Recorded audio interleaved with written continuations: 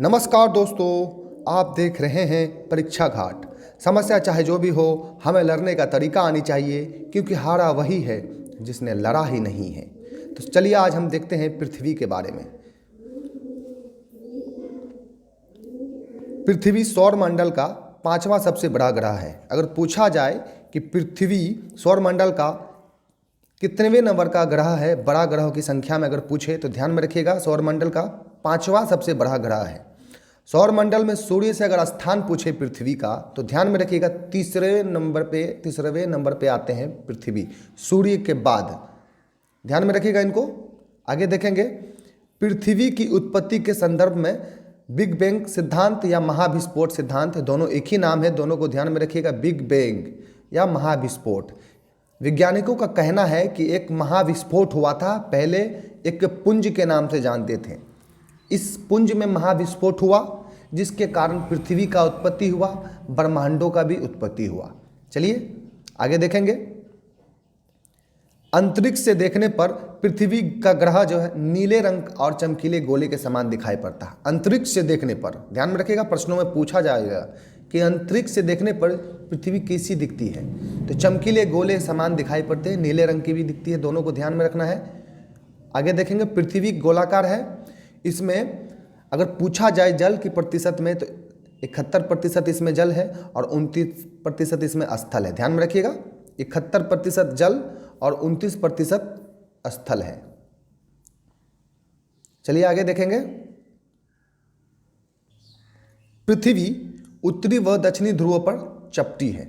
ध्यान में रखिएगा, अगर प्रश्नों में पूछा जाए पृथ्वी उत्तरी या दक्षिणी ध्रुवों पर कैसी दिखती है तो चपटी दिखती है। ध्यान में रखिएगा इसको। आगे देखेंगे, इसलिए ध्रुवों पर लिए गए पृथ्वी का व्यास और भूमध्य रेखा पर लिए गए पृथ्वी के व्यास में अंतर है। किस वजह से अंतर है? तो पृथ्वी के उत्तरी और दक्षिणी ध्रुव चपटी होने के वजह से ध्रुवों पर लिया गया पृथ्वी के व्यास और भूमध्य रेखा पर लिया गया पृथ्वी के व्यास में अंतर हो जाता है। चलिए आगे देखेंगे।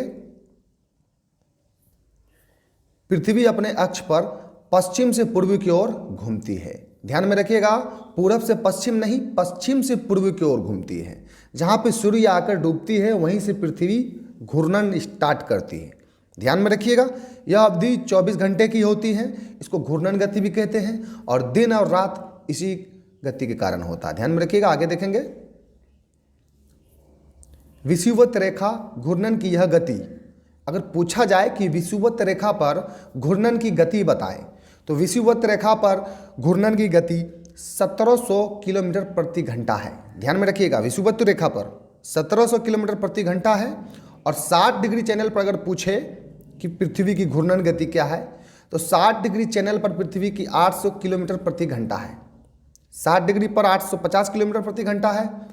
विषुवत रेखा पर 1700 किलोमीटर प्रति घंटा है।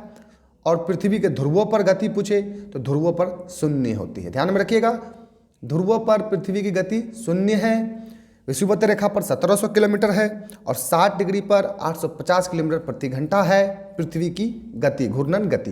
ध्यान में रखिएगा। आगे देखेंगे,